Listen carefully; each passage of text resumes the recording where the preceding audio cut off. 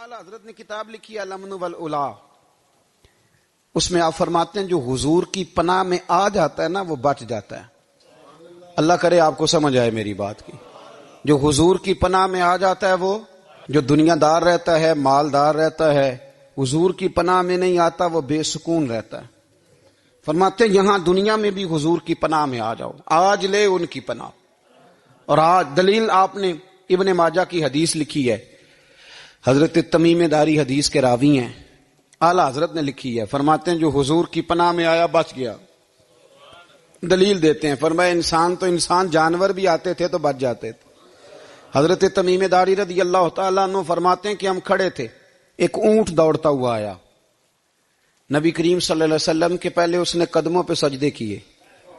صحابہ کہنے لگے حضور ہمیں بھی اجازت دیں. فرمایا وہ تو بے زبان ہے، اسے تو پتہ کوئی نہیں، پیش نظر ہے وہ نو بہار، سجدے کو دل ہے بے قرار، روکیے سر کو روکیے یہی تو امتحان ہے.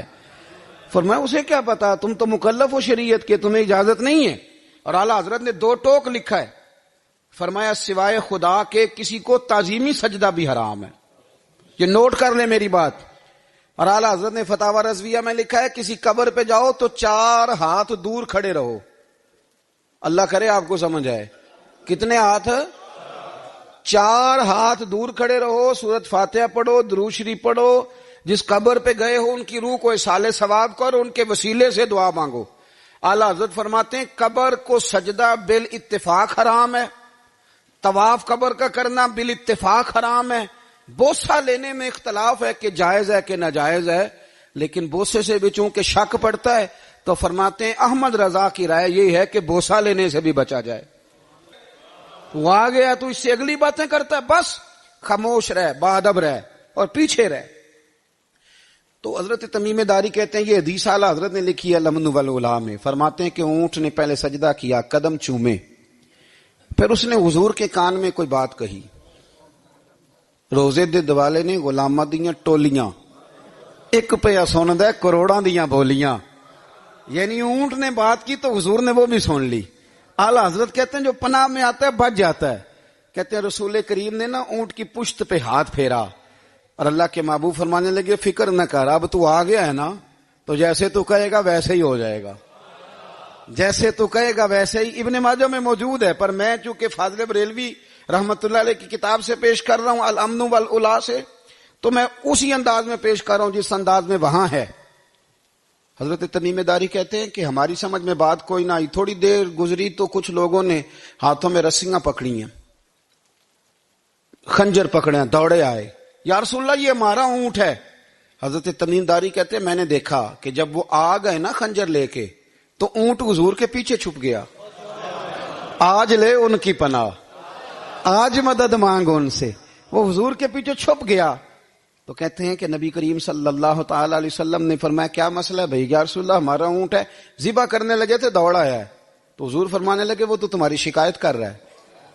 وہ کہتا ہے یا رسول اللہ میں نے برسوں ان کی نوکری کی، برسوں میں نے بڑی نوکری کی. صحیح کہتا ہے یا رسول اللہ؟ ٹھیک کہتا ہے. حضور اب بوڑھا ہو گیا ہوں، تھوڑا زیادہ بوجھ نہیں اٹھا سکتا، تو مجھے ذبح کر کے کھانا چاہتے ہیں، میں مرنا نہیں چاہتا. نبی کریم فرمانے لگے اچھے لوگ یہ صلہ دیتے ہیں.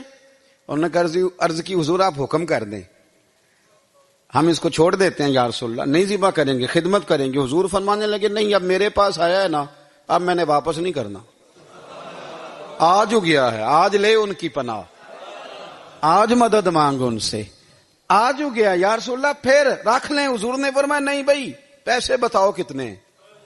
یا رسول اللہ نہیں کچھ نہیں. نبی کریم علیہ السلام نے فرمایا نہیں بتاؤ کتنے، بتاؤ کتنے. انہوں نے کہا حضور ایک دفعہ ریٹ لگایا تھا تو 100 دینار لگا تھا. حضور نے فرمایا بلال دے دو 100 دینار. 100 دینار دے دیا. اعلیٰ حضرت فرماتے ہیں دیکھو ان کی پناہ میں آنے کی برکتیں کتنی ہیں.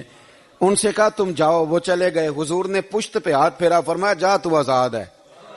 حضرت تمیم داری کہتے ہیں وہ پہلے گیا پھر پلٹ کے آیا. اس نے نبی پاک کے کان میں کو بات کی، کئی باتیں کی، پر میں ایک بات کرتا ہوں، کئی باتیں کی. ایک بات کی تو حضور رو پڑے. اونٹ چلا گیا. ہم نے عرض کی حضور یہ کیا کہہ گیا ہے؟ تو محبوب فرمانے لگے یہ کہہ گیا یا رسول اللہ جس طرح آپ نے مجھے چھری سے بچایا ہے، میں دعا کرتا ہوں اللہ آپ کی امت کو جہنم سے محفوظ فرمائے، اللہ جہنم سے بچائے آپ کی امت کو، اس طرح مجھے چھری سے آپ نے محفوظ کیا۔ اعلیٰ حضرت فرماتے ہیں کن چکروں میں پڑے ہوئے ہو، کن چکروں میں؟ پیسوں کی پناہ لیتے ہو، عہدوں کے پیچھے چھپتے ہو، دولت کے پیچھے چھپتے ہو، تعلقات کے پیچھے چھپتے ہو، فرمایا مصیبت آئے گی تو یہ سارے ہٹ جائیں گے۔ اگر پناہ لینی ہے تو مدینے والے محبوب کی پناہ لو، دروازہ رسول پہ آؤ، نبی کریم کی بارگاہ میں جھکو، حضور سے پیار کرو۔ اعلیٰ حضرت فرماتے ہیں محبوب کا ادب کرو، رسول اللہ کی غلامی کرو۔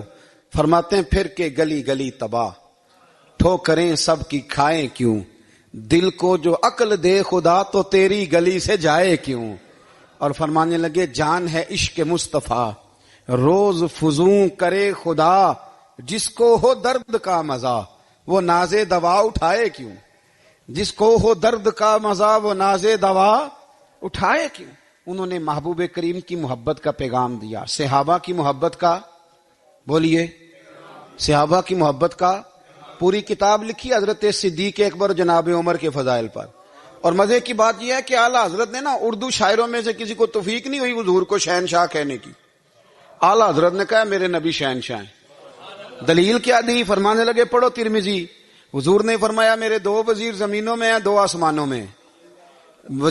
زمین کے 2 وزیروں کے نام ابو بکر اور عمر ہیں، آسمان کے 2 وزیر ہیں جبریل اور میکائیل۔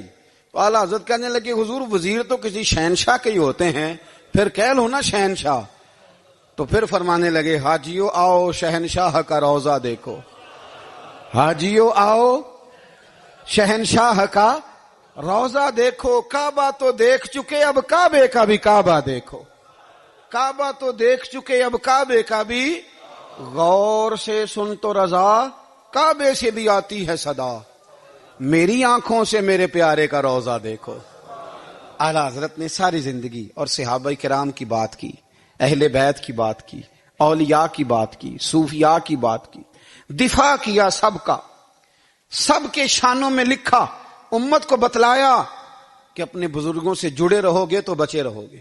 اعلیٰ حضرت نے طنز کرنے سے، تنقید کرنے سے، بلا وجہ غلطیاں نکالنے سے اور ایک دوسرے پر لان تان کرنے سے ہمیں بچنے کو کہا۔ اعلیٰ حضرت فرماتے ہیں کوئی علم اگر آ جائے نا تو اس کا معنی یہ نہیں کہ سب کو جاہل سمجھ لینا چاہیے۔ سمجھ آ رہی ہے میری بات کی؟ ہم جس شعبے میں بھی ہوتے ہیں نا سامنے والے کو ان پڑھ ہی سمجھتے ہیں۔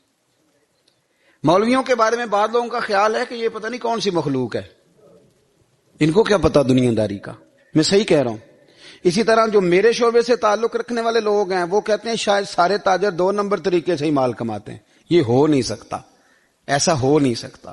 ہمیں نا دوسروں کی اہمیت کی خبر رکھنی چاہیے، ہمیں ایک دوسرے سے پیار، ہم طنز کرتے ہیں، تنقید کرتے ہیں۔ فاضل بریلوی منع کرتے تھے، آپ فرماتے یہ طریقہ درست، ہم جب غلطیاں نکالنے پہ جاتے ہیں تو معاذ اللہ اتنا اوپر بن جاتے ہیں کہ معاذ اللہ ثم معاذ اللہ اللہ رسول تک پہنچ جاتے ہیں۔ اعلیٰ حضرت کے زمانے میں ایک شخص نے کہہ دیا نبی پاک کا خیال آئے تو نماز ٹوٹ جاتی ہے۔ عقل ہے نا جی، جہاں مرضی لے جاؤ۔ وہ کہنے لگا جی میں نے خالص اللہ کے لیے پڑھنی ہے نا فلسفہ عجیب، نبی پاک کا خیال آئے تو نماز۔ اعلیٰ حضرت فرمانے لگے تو بڑا ہی پاگل ہے، جب تو کہے گا السلام علیکہ ایھا النبی خیال آئے گا کہ نہیں؟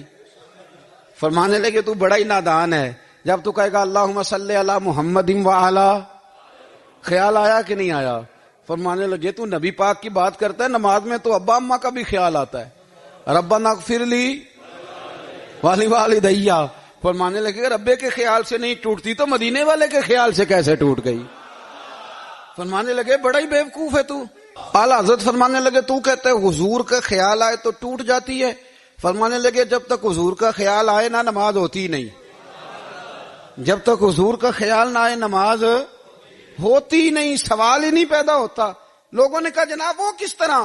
تو اعلیٰ حضرت فرمانے لگے اللہ نے کہا قرآن میں واقعی الصلاۃ نماز پڑھو، یہ نہیں بتایا کتنی پڑھنی ہے، اور یہ بھی نہیں بتایا فجر کی کتنی پڑھنی ہے، یہ بھی نہیں بتایا ظہر کی، یہ بھی نہیں بتایا قیام کیسے کرنا ہے، ہمیں یہ بھی نہیں بتایا رکوع کیسے کرنا ہے۔ ہمیں کیسے پتا چلا؟ جب صحابہ نے کہا نا رب کہتا ہے نماز پڑھیں تو کیسے پڑھیں، تو حضور فرمانے لگے سلو کما رأیتمونی اصلی، نماز اس طرح پڑھو کرو جس طرح مجھے پڑھتے ہوئے دیکھتے ہو. تو کہا یہ تو کیسی عجیب بات کر رہا ہے کہ نبی کریم صلی اللہ علیہ وسلم کا خیال آئے. اور پھر بڑی مزیدار بات, ایک شخص نے اعلیٰ حضرت سے آ کے نا, اس زمانے میں نا ایک آریہ مذہب ہوتا تھا, اب اللہ کا شکر ہے وہ کوئی نہیں, اب ویسے جو بڑے نئے نئے مذہب نکل آئے ہیں, جو آدمی جتنا پڑھ جاتا ہے معاذ اللہ وہ ایک نئی بات ہی شروع کر دیتا ہے, اور جو انوکھی بات کرے اس کے پیچھے رش بھی زیادہ ہو جاتا ہے. سٹائل ذرا ہٹ کے ہو نا جی تو ذرا ماحول جلدی بن جاتا ہے. تو وہ آریہ مذہب تھا, تو وہ ایک آریہ آ گیا اعلیٰ حضرت کے پاس, آ کے کہنے لگا کہ فرض کی اہمیت زیادہ ہے کہ سنت کی؟ تو اعلیٰ حضرت فرمانے لگے بھئی اہمیت تو فرض کی زیادہ ہے. تو کہنے لگے آپ کا وضو تو پھر سنت سے شروع ہوتا ہے. وضو میں پہلا فرض ہے منہ دھونا, اور آپ سب سے پہلے ہاتھ دھوتے ہیں, یہ بھی سنت. ناک میں پانی ڈالنا یہ بھی, کلی کرنا یہ بھی. میری بات کی سمجھ آ رہی ہے؟ اس نے کہا یہ آپ عجیب لوگ ہیں, فرض اگر بڑا ہے تو پہلے فرض ہونا چاہیے تھا. سمجھ آ رہی ہے میری بات کی؟ لوگ دین پر بڑے بڑے مختلف اعتراضات کرتے ہیں نا, اس نے کہا جی پہلے ہونا چاہیے تھا فرض. تو منہ دھونا فرض ہے, آپ نے گھٹنوں تک ہاتھ دھوئے, اب یہ جو آپ نے ہاتھ دھو یہ بھی سنت, کلی کری تو وہ بھی سنت, ناک میں پانی ڈالا تو وہ بھی سنت, تو آپ تو چوتھے نمبر پہ فرض ادا کر رہے. تو اعلیٰ حضرت فرمانے لگے تم اصل میں محبوب کا غلام نہیں نا. ہاں تجھے کیا پتا ہو یہ بات کیا ہے, تو بیٹھ جا ہم سے سن, ہم تجھے بتاتے ہیں. اس نے کہا جی کیا مطلب؟ فرمانے لگے یہ محبوب جو ہے نا ہمارے, یہ ہمیں بڑی جگہوں سے بچاتے ہیں, یہ بچا بچا کے فرائض تک لے جاتے ہیں. کیا مطلب؟ کہنے لگے حضور نے ہمیں کہا ہے کہ پہلے نا ہاتھ دھو لو, پتہ چل جائے پانی زیادہ گرم تو نہیں, منہ جالی نہ جائے, پہلے نا دیکھ لو. فرمایا پھر ناک میں ڈال کے پتہ کرا لو کہ اس میں سے بدبو تو نہیں آتی. سنت بھی ادا ہو گئی, پتہ بھی چل گیا بو تو نہیں آ رہی. اور فرمایا پھر منہ میں ڈال کے چکھ لو کہ بد ذائقہ تو نہیں.